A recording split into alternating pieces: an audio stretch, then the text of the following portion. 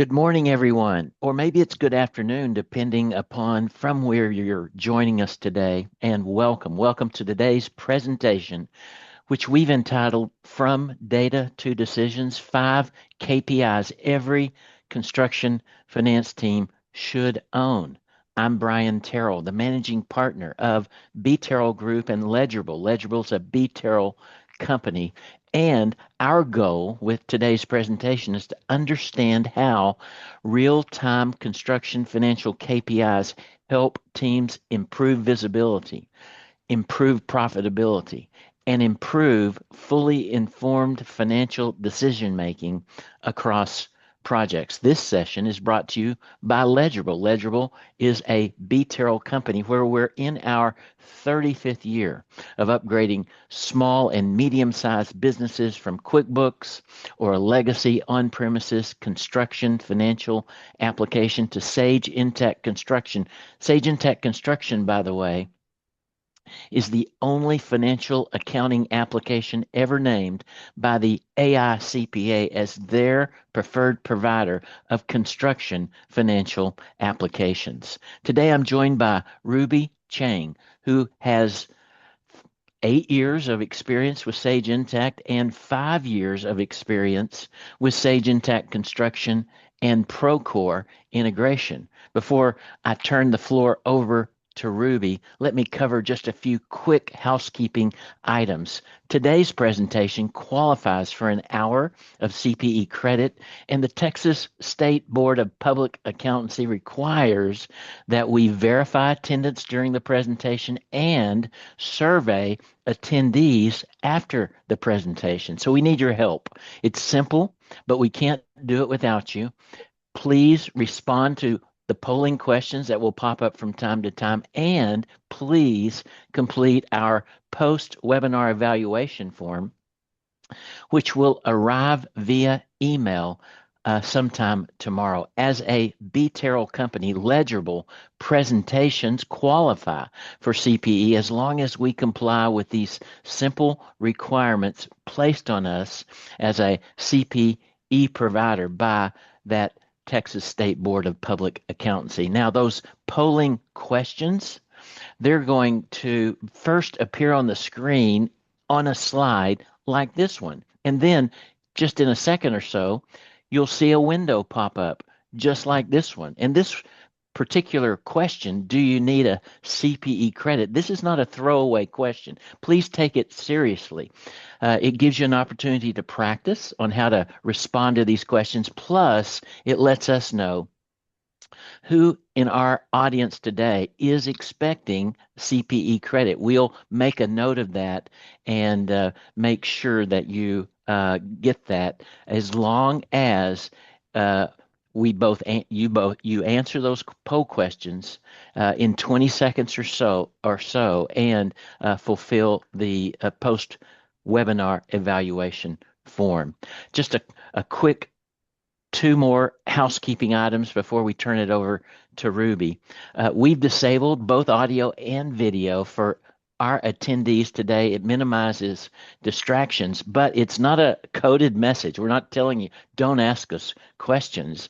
Really, we welcome questions. And to submit a question for Ruby, who will be available to answer those questions at the end of the presentation, you'll see a Q&A button on your Zoom toolbar. This is a function of that application which allows us to collect those questions and then present those back with answers that Ruby will give us at the end of the presentation. And then one final thing, and we'll let Ruby get started.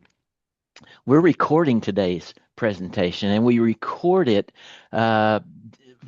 and send you a link to that recording within about 5 business days for a couple of or 3 really important reasons. The first one is so that you have a way to review the highlights of today's presentation. But also, we want you to share it with your colleagues who are unable to join us today. And then third, if you're a member of the CFMA or have other peers in and around the construction industry, please also feel free to share that link with them. if they were unable to join us today. That's all of our housekeeping items. And I am pleased to introduce and turn the floor over to Ruby Chang. Ruby? Thank you, Brian, and welcome everyone. I appreciate you all carving out an hour in the middle of your day. I know what your inboxes must look like, so the fact that you're here matters. Today, we're going to talk about 5 financial KPIs that I think every construction finance team should own, and not just have access to, but actually own. There's a meaningful difference between a metric that your accounting system can produce on request and a metric that you're actively watching, trusting, and acting on. This session today is about the later one. And a big chunk of my work these last few years has been on Procore and other construction management software to Sage Intacct integrations. That intersection between the field and the back office is where a lot of these KPI conversations actually live. So when I talk about visibility today, I'm drawing from projects with real jobs, real cost codes, real numbers that I've seen play out across general contractors and specialty subs over the last several years. And a quick roadmap so you know what's coming. We'll go through these 5 KPIs in the order: job cost variance, then WIP and revenue recognition, then committed cost, and then profitabilities, and finally, labor productivity. And we'll close with a recap and Q&A. And for each KPI, the structure is roughly the same. What it is, what goes wrong without it, what it looks like inside of Sage Intacct, and the impact when team gets it right. We have got 3 poll questions, as Brian mentioned earlier, sprinkled throughout, and you will have time at the end for any questions. Now, before we dive in to KPI number 1, I want to take the temperature of the room with a quick poll. The question is, where do you typically discover that a job is in trouble? And your options are in the variance review meeting, when a vendor invoice surprises you, when the PM gives you a heads up, or after project close in the post-mortem. And there is no right or wrong answer here. I just wanted to know how early on that you're catching the problems today, because that's really what the next 45 minutes is about. And I'll give it a few seconds for everyone to weigh in here. All right, I think we got some answers, and we'll come back to this idea throughout.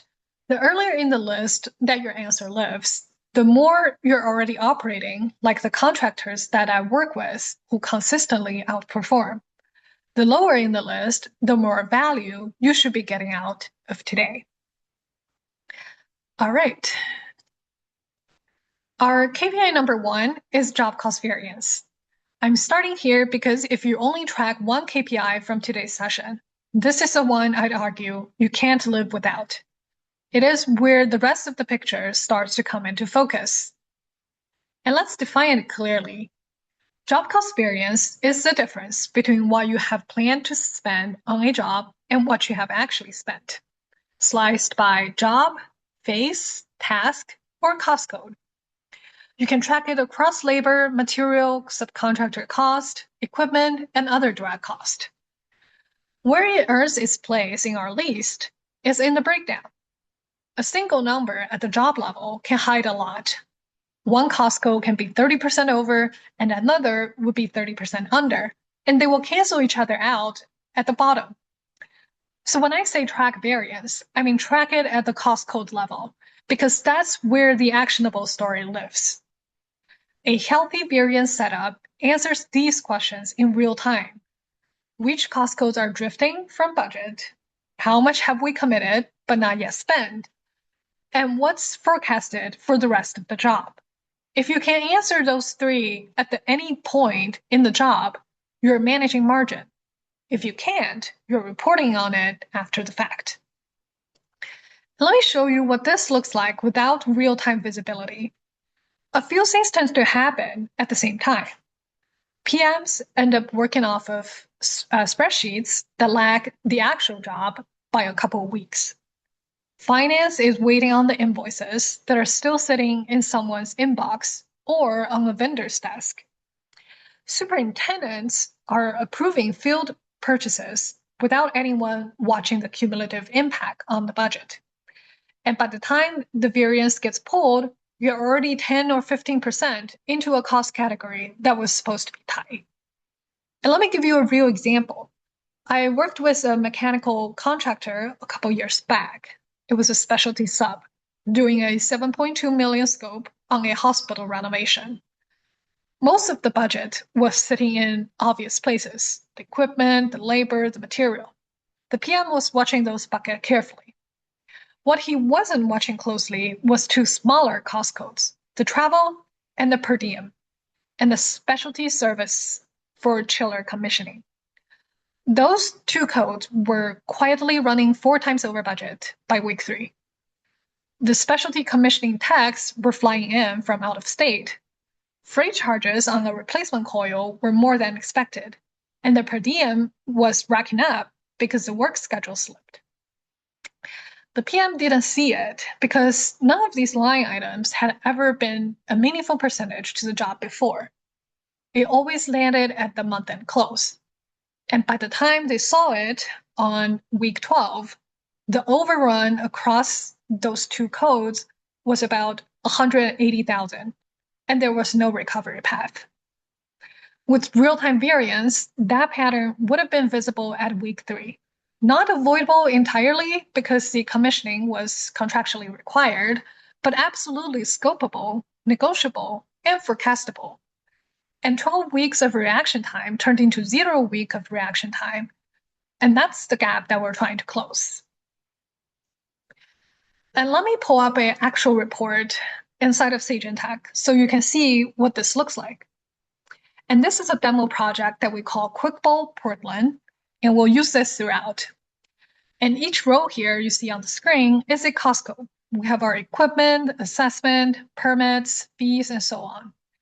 And across each row, you have your original estimates, the revised budget, with any approved changes folded in, your actual to date pulled from AP and payroll, and your committed cost from subcontracts and POs, and the variance on the right-hand side.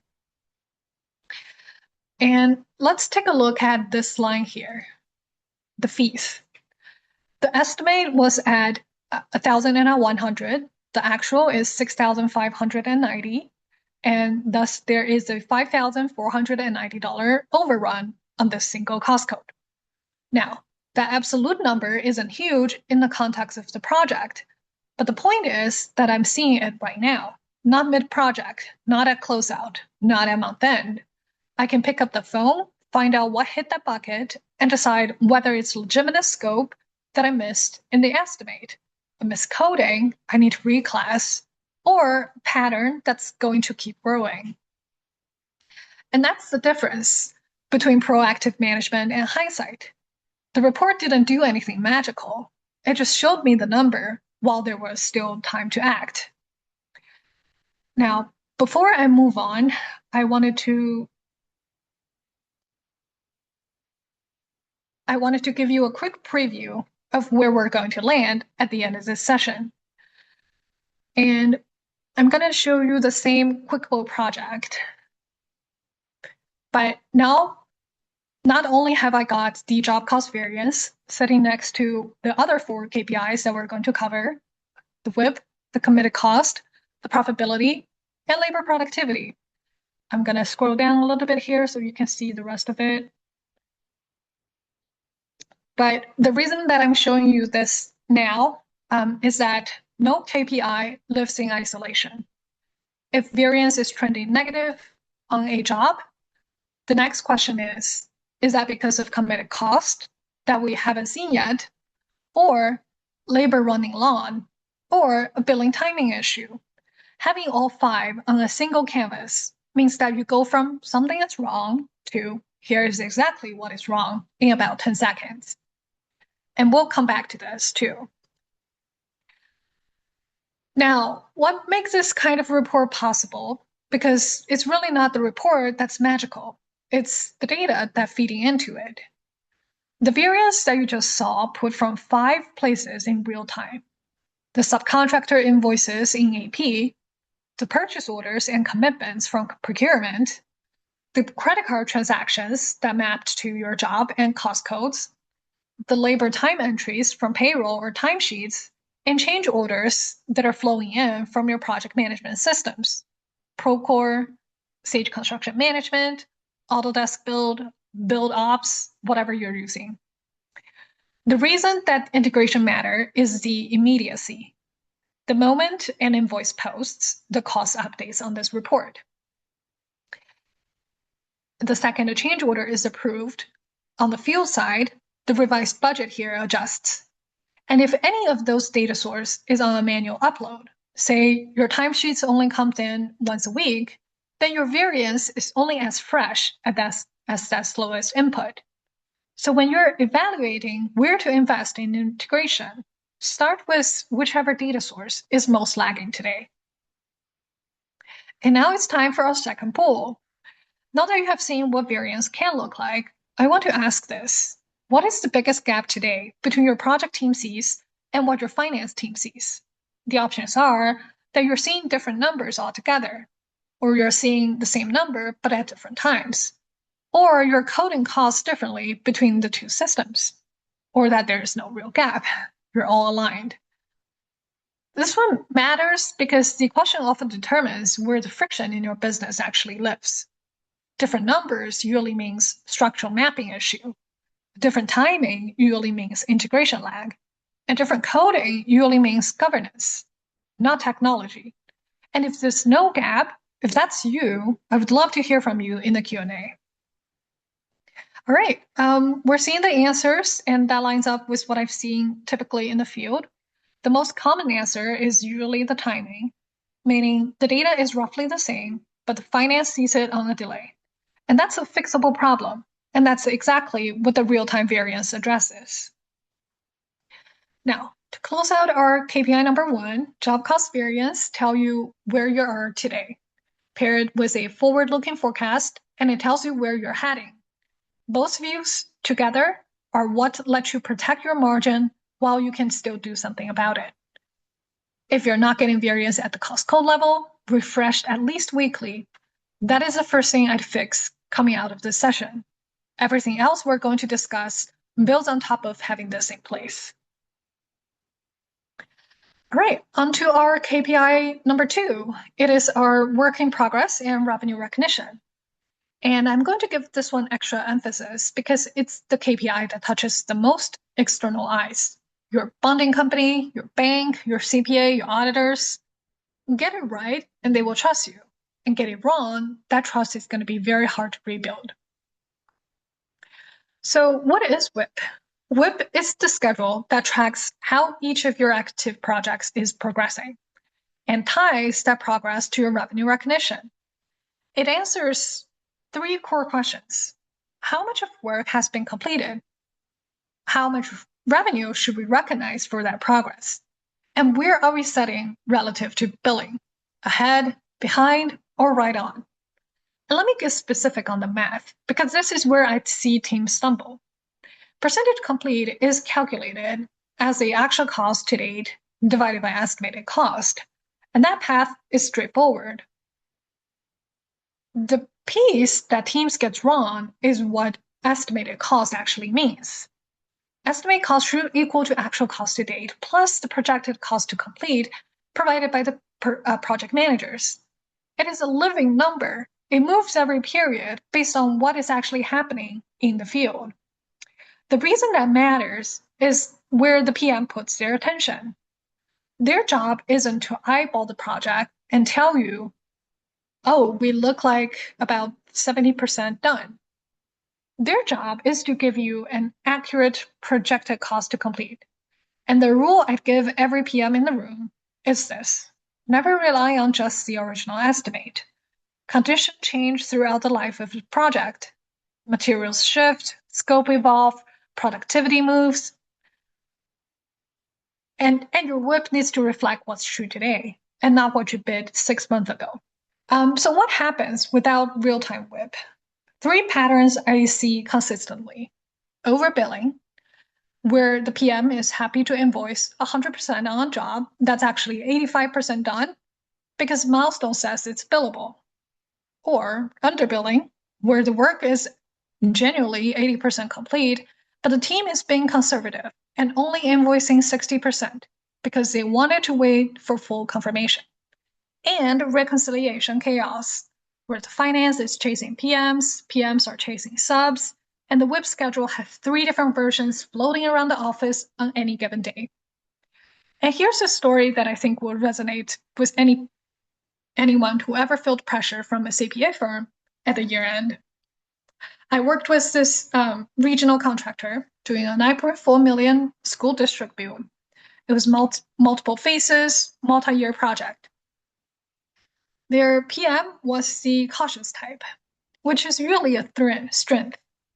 But on the billing side, his caution was costing them. He was holding back on percentage complete billing because he wanted every change order signed and every inspection passed before he'd let billing go out. So on a job that was generally 80% complete, they were only invoicing 62%. On the surface, the leadership team thought that they were being conservative, and that felt safe.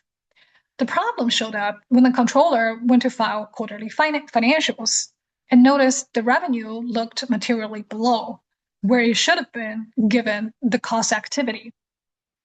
They were under-recognizing about $480,000 of earned revenue. Their CPA flagged it, the school board started asking why. Margin looked thin when the project was clearly progressing. And the team had to scramble to rebuild a defensible WIP schedule from scratch. And after we tied their WIP directly to the job cost progress and let the system calculate the percentage complete with PM's input, instead of purely relying on someone's judgment, the next quarter looked completely different. The revenue smoothed out, the billing accelerated by about 3 weeks across the cycle, and when their CPA reviewed it, the comment was, and I quote, "This is the schedule that we wish all of our construction clients give us," and that's the bar. And let me pull up the WIP schedule for our same QuickBook Portland project. And let me actually zoom in my screen a little bit so we can see better. All right, so right at the top, you're seeing some headline numbers.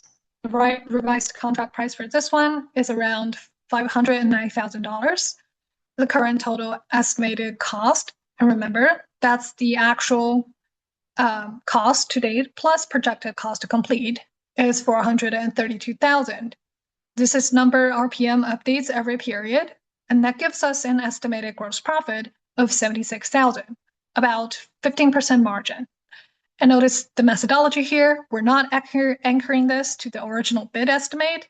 The 432,000 is a living number that gets updated every period based on what the PM is seeing on the ground. And right now, 410 of that is the actual cost that we have already incurred.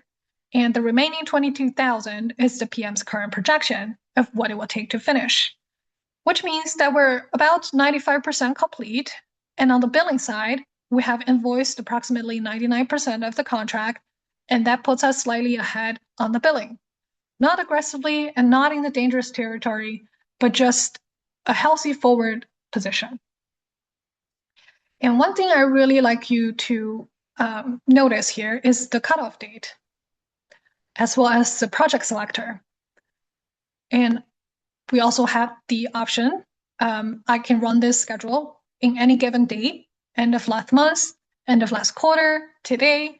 I can also run it for multiple projects altogether for comparisons. So here we're running all of our QuickBook projects together. And the flexibility like this is what makes this schedule audit-ready and revenue recognition compliant.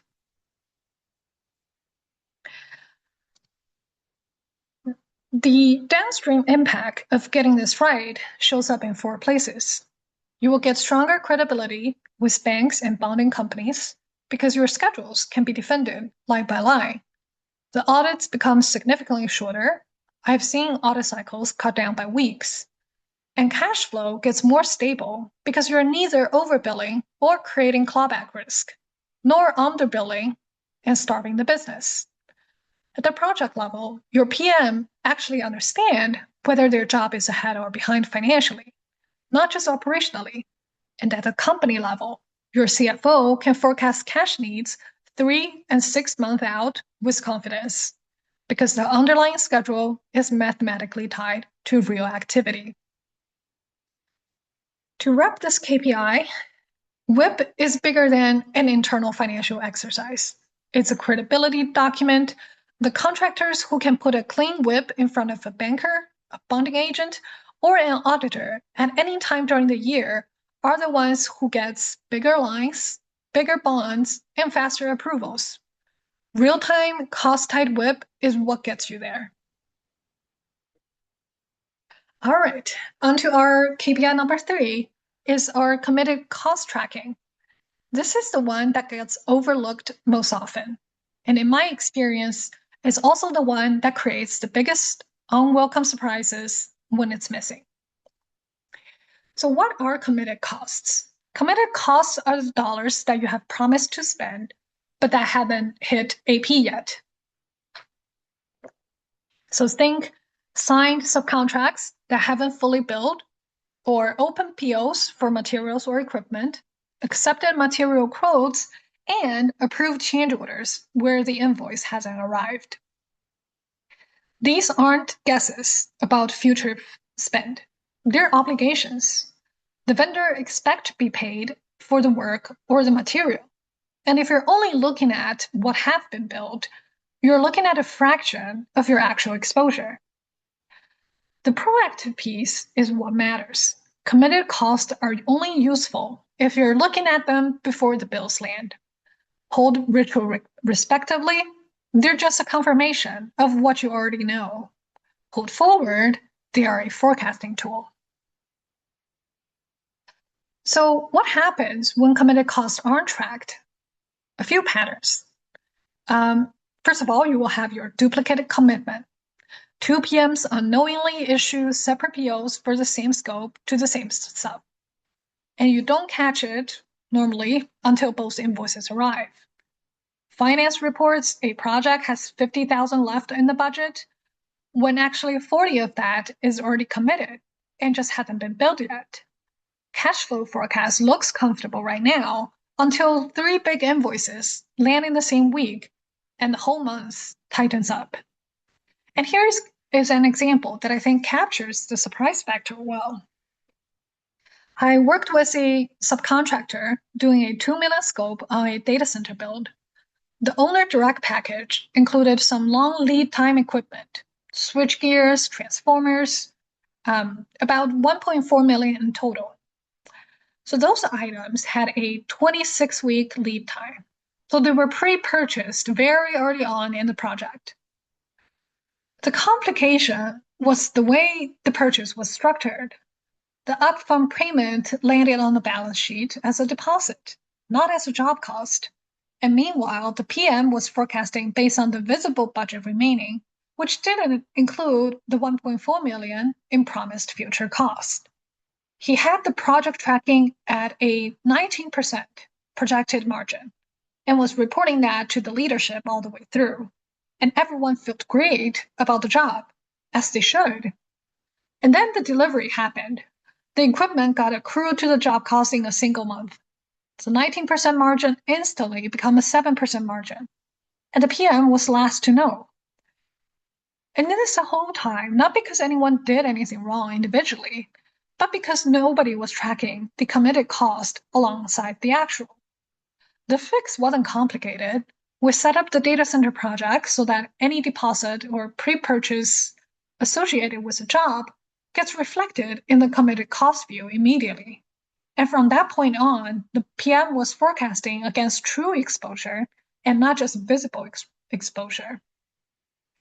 And here is what that would look like on the report for our project, QuickBowls in Portland.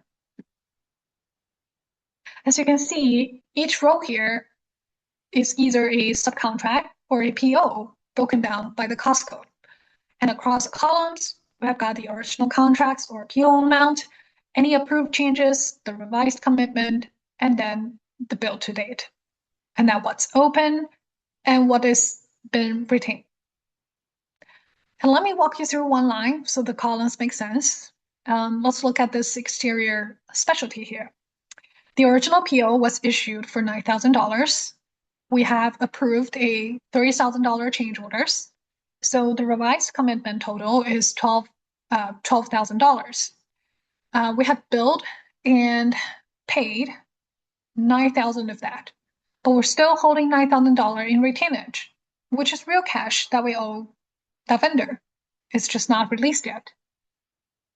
And that retainage column is the one that I want you to pay attention to, because a lot of the cost report either skips retainage or bury it. But for cash flow forecasting, retainage matters enormously. These dollars are sitting there accruing across multiple jobs, and they will release on a schedule that you need to plan for.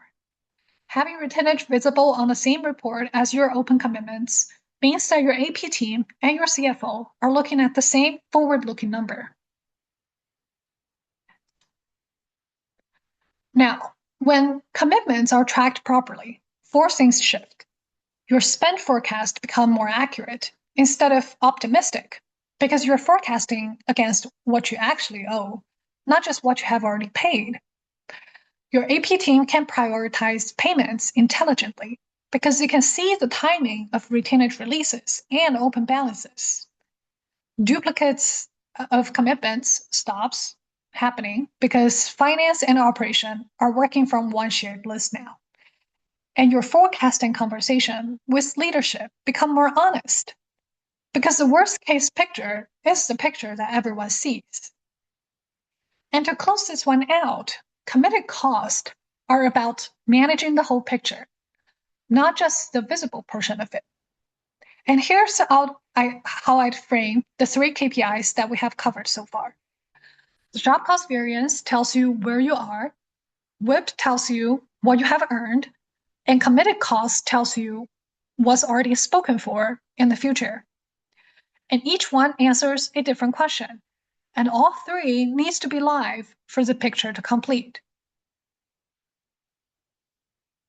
Our first KPI here is the profitability, but specifically profitability sliced by dimension, not the year-end company margin number, the version that actually tells you something.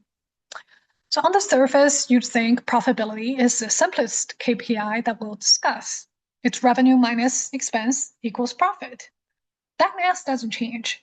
What changes is how you slice it. At a company level, you might know you run a 15% gross margin last year. This is useful for board meeting. It's not useful for running the business. Slice it by the job, and you start to see which projects carried you and which ones dragged. And slice it by the service line, you might find that residential remodels are 28% margin, while the commercial tenant improvements are at 12%. And slice it by the customer, you might find that one client that you have been chasing for years is actually your worst margin client. The point here isn't to track every possible dimension. The point is to track the 2 or 3 that match how you actually run the business. For some contractors, that's service line. For others, it's region. And for others, it's project managers. You want to pick the cut that changes the decision. Now, what would happen without the dimensional profitability? There are 3 things that tend to happen. You can celebrate an overall margin number that looks fine, and then discover months later that several jobs lost money. You can't price intelligently because you don't know which line of work are subsidizing which, and you keep chasing clients who consistently squeeze your margin while ignoring the clients who are quietly profitable. And here's a story to illustrate. I worked with a contractor running in 2 divisions, healthcare on the one side and multifamily on the other. On top of the line, they were roughly similar in revenue. So leadership have been investing in both equally. And the company-wide margin was 8%. When we set up dimensional reporting, the picture changed. Healthcare came in at 14% net margin, whereas multifamily came in at 6%. And one level deeper, multifamily had two regional markets. Let's call them Market A and Market B. A was running at 11%, whereas B had a negative 2%. And every job in Market B was losing money. And rather than exiting the market, the leadership brought in oversights from Market A, retrained the estimators, and tightened up the cost code structure.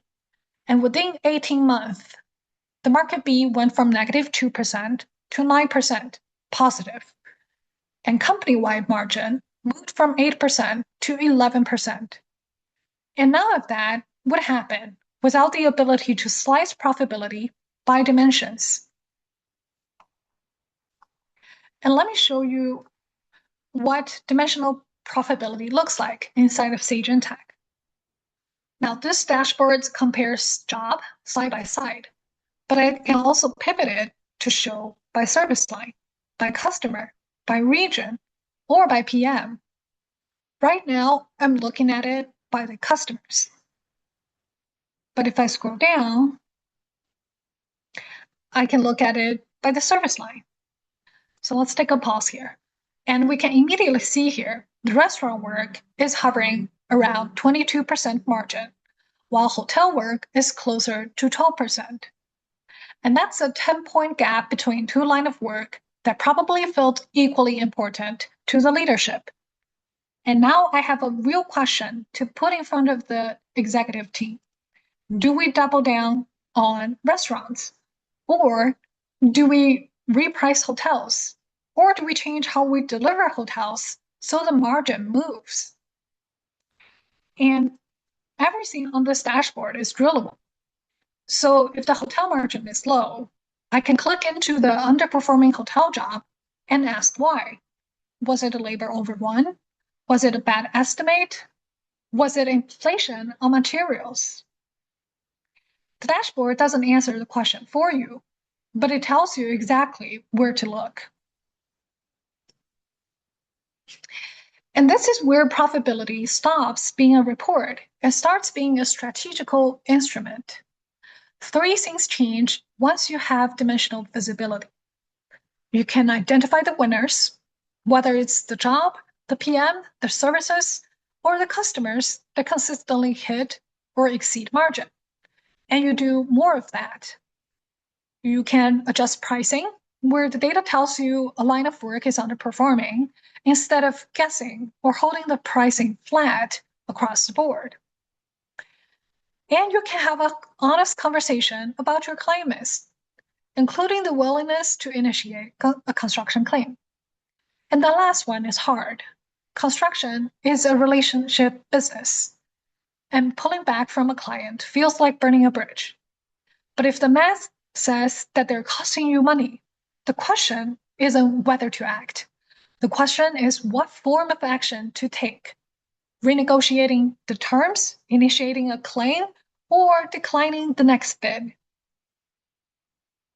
Now, to quickly wrap here, profitability isn't a backward-looking exercise once you have dimensional visibility.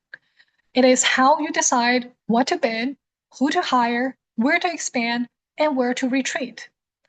Pick the 2 or 3 dimensions that match how you run the business, set them up so the data flows in automatically, and then actually uses them in your strategy meeting, not just in the year-end review. All right, on to our last KPI here, labor productivity. Labor is typically your biggest cost center, and unlike materials and equipment, it is also the most variable.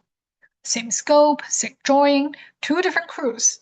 You can see 20% swings in hours used.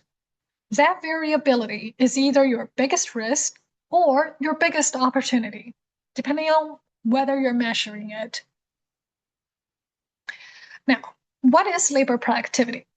Labor productivity is a comparison between the budgeted hours and actual hours worked, translated into a cost per labor hour. It is not just a payroll question. as some of you might think. It answers 3 operational questions. How many hours did crew A take versus crew B to complete the same task? How much did each labor hour actually cost the project? And which cost codes are consistently running long on hours, regardless of who's on them? The key is to tie the hours to tasks and cost codes, not just to projects. Project level hours tells you whether the job ran long, whereas cost code level hours tell you why. So what happens when labor isn't tracked? Without labor tracking, 3 things will happen quickly. You will have hidden overruns where the job looks fine on the paper, but the crew hours are 15 or 25% over budget.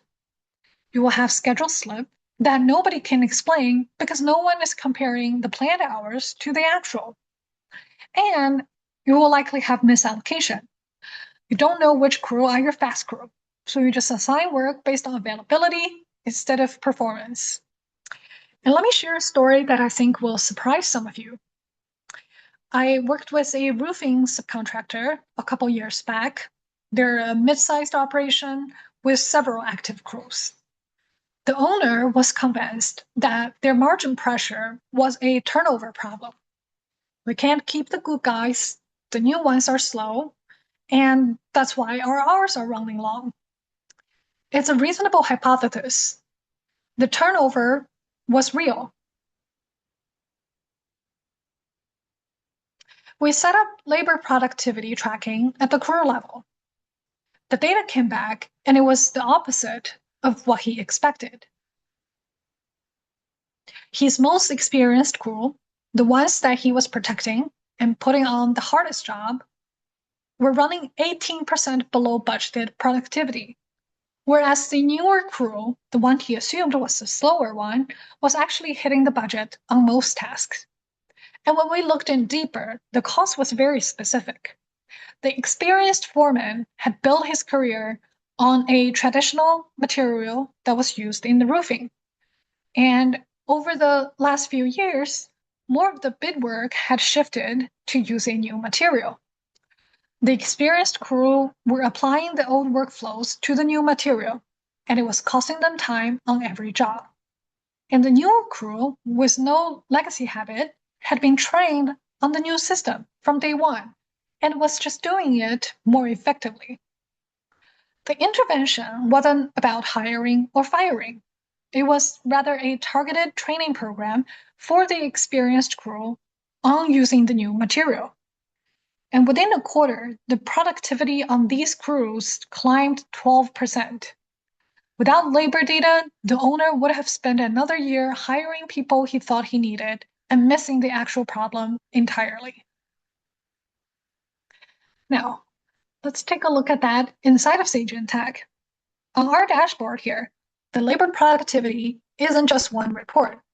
It is a small set of reports that together gives you the full picture. The labor cost summary compares the budgeted versus the actual labor cost at the job and cost code level. The labor productivity report tracks hours by the cost code, flagging the variance. And the labor hours by project report breaks down the total hours by cost code and labor type. The data feeding in all 3 come from either Sage Intacct's native timesheet entry, or it can come from your payroll integration. And either way, the workflow is the same. The time gets entered, the time gets coded to the job and cost code, and within a day or 2, it's reflected in the productivity report. And when labor productivity is visible at the right level, 3 different roles in your business benefit at the same time. Your project managers can reallocate crews mid-job, moving a fast crew to a phase that's slipping, or front-loading a slow phase with extra hands while you still have the time.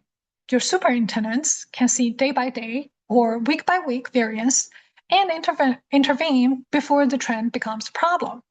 And your CFO finally sees the true cost of labor per project, and not just total payroll divided by the total revenue. And that alignment is what makes labor productivity feel different from the other KPIs. The PM, the super, and the CFO are all looking at the same number, just at different level of granularity. And that shared view is what enables a mid-course correction instead of a post-mortem. And let's quickly wrap our KPI 5. Labor is your biggest cost center and your biggest variable. Tracking productivity in real time gives every role on the team the data they need to act early. And acting early is what protects margin. Without it, you're reporting on labor at month end. With it, you're managing labor in the moment. And onto our last poll here before we wrap up. If you could fix one reporting pain point in the next 90 days, not in a year, not someday, in the next 90 days, which would have been the biggest impact on your business? We have the options here: catching budget drift sooner, cleaner WIP and billing schedule, visibility into committed but unbilled cost, profitabilities by dimension, or labor productivity. This question matters because the difference between a useful webinar and a useful action plan is the specific. If you walk out of this hour knowing which one of these that you're going to tackle first, that's a real outcome. And just remember this: whatever you picked, that's your starting line. And the great news is that none of these require you to fix everything at once. Every KPI builds the foundation for the next. And start with what you picked, get it working, and then add the next one. So a quick recap to everything that we have covered. We have our job cost variance, your real-time view of where jobs are drifting from budget, refreshed at the Costco level. We have our WIP and revenue recognition, your credibility document for banks, bonding companies, auditors, tied to actual cost progress and estimates. Committed cost, your forward-looking exposure, not just what has been billed. Profitability by dimension, your strategic instrument for deciding what to bid, who to keep, and where to grow. Lastly, labor productivity, your biggest cost center, finally visible at the level where you can do something about it. And that brings us back to the whole picture. Together, these 5 KPIs aren't 5 separate reports. They are a single source of truth that the finance and operations both look at. When variance, WIP, committed cost, profitability, and labor productivity all live in the same system, refreshed from the same underlying data, your project team and your finance team finally stop having 2 different conversations about the same job. And that's really the goal of this session. Not 5 reports, but one shared view, real-time, integrated, and actionable. So before we move to questions, I have one ask. Whatever resonated most with you in this session, don't let it sit. Pick one thing this week and act on it. Maybe that means pulling a manual variance report. Maybe it means having a conversation with your CFO about WIP. Maybe it means reaching out to us. The contractors who change their trajectory aren't the ones who attend the most webinars. They're the ones who do something within 7 days of attending one. That's what matters. And with that, Brian, I'll hand it back to you now. Oh, Ruby, that was a great presentation. Thank you so much. I don't know if you know it, but there are over 30 people who benefited by that and are much smarter because of it. I particularly enjoyed, your anecdotes, and it seems like each of the 5 different KPIs had with it an anecdote that made it more real to us, like the tale of the cautious underbilling project manager that you described. I can imagine that project manager pats themselves on the back because they're conservative, and always feels good, maybe, to have some unbilled revenue in their back pocket. But your point that conservative underbiller, you know, uh, takes away from the confidence that their surety company might have for them, uh, puts a strain on the cash flow by starving the company, distorts their reporting, and puts their leadership and maybe even their stakeholders at lenders in a bad position by giving them a misleading picture of both the project and company health. Excellent job. And I want to encourage everyone to ask Ruby a question and let me make sure, Ruby, you're going to hang around for another 3 or 4 or 5 minutes Yeah. to be available for questions. Good, good. Now's the time that you could do that to submit a question, and let me give you just a minute to do that by doing a bit of advertising. I have several presentations that I love to bring to construction industry groups or Texas CPA Society chapters or CFMA local chapters. The first is why AI creates more accountants, not fewer.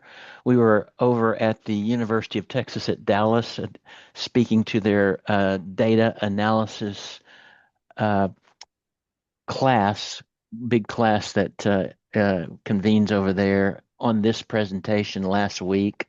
And it's an encouraging, uplifting question that I think you guys uh, could benefit by, especially given the fear, uncertainty, and doubt that we hear around new technology and its impact on our profession. The second is accelerating the financial close. This was given to 8 or 10 different times last year to Texas CPA Society chapters and received consistently good marks. And the last one, changing technology, creative disruption, and the accounting profession.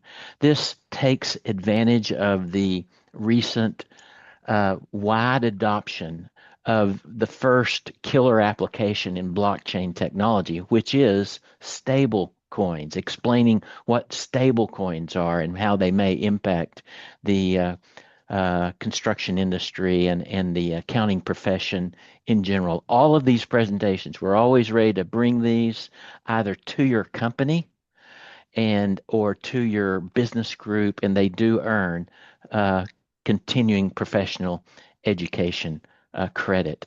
And so later this month, I guess, well, it's next month actually, in July, the next slide shows that we'll have another webinar entitled From Estimate to Execution, Connecting Pre-Con to Finance for More Profitable Projects.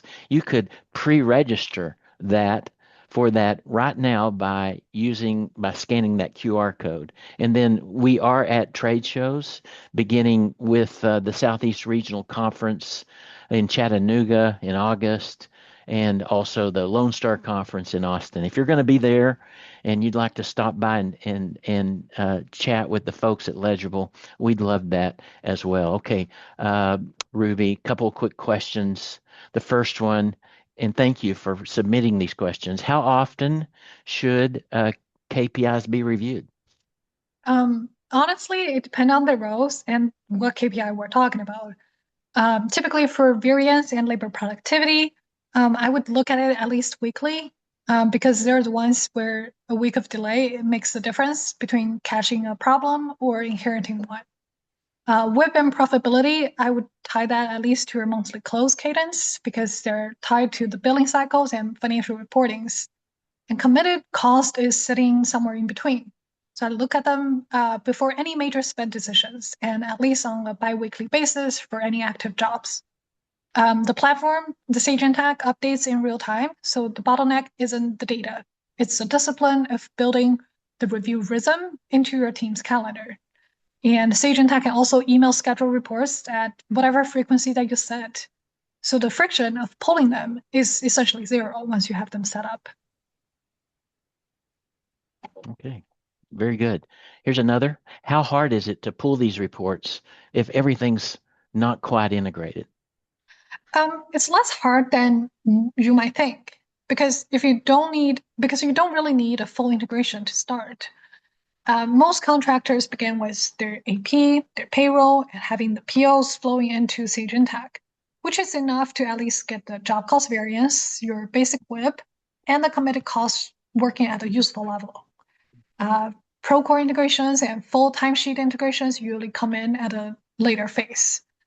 The key shift isn't integrate everything before you start. It is to move off static spreadsheets onto a system that updates from at least your core sources. Partial integration that updates daily is dramatically more useful than a full integration that takes 6 months to plan. Start wherever the data is already live, get the KPIs working there, and then expand. Okay, great. Good answer. Here's one more, and let me encourage you, there's still time to put in a last minute question, but if not, this will be the last one. This question, Ruby, states, we already track KPIs. We do it in Excel. Why would we want to change? That's a fair question, and I think it's the most common pushback that we typically get. The honest answer is that Excel is always the backward looking. By the time the spreadsheet can reflect today's reality, today's already yesterday. The KPI you're tracking is technically the same, but the latency make it a different tool. It's a record of what happened instead of a decision supporting tool for what is happening. And inside of Sage Intacct, these KPI updates as the invoice gets posted, as the PO gets approved, and as labor entries clears payroll, as change orders flows in from the field. You're going to stop asking like what was true at the month end, but start asking what is true right now. And that's a meaningful, different conversation. And it's the one that protects margin in the middle of your job rather than explaining it at the end. All right. Okay, we have a last question, and I'm going to ask maybe Chris Vera to help us with this one. Chris, is there a way to have Intacct provide provide us with KPI exception notices when a KPI exceeds a defined threshold or metric? How do you feel about that, Chris? There's definitely ways that we can create transaction triggers that will create notifications. However, they won't be specifically tied to KPIs, and that's a great suggestion that we'll want to make sure that is placed on the possibility for Sage's roadmap in the future. Okay, great, Chris. Thank you so much. You guys make us look so smart, and I appreciate it. Appreciate all of the preparation. Ruby, you're well spoken, well prepared, confident, and very believable. Thank you very much for all the hard work. Thank you to Sophia and Shirley and all the folks behind the scenes that make this look easy. It's not easy, especially if you have their workload. And then thank you, Chris, for being my backstop for some of these questions. And thank you all for attending. Once again, look to next month's webinar when we'll be able to cover completely the topic from estimate to execution, connecting pre-con to finance for more profitable projects. Until then, have a great day.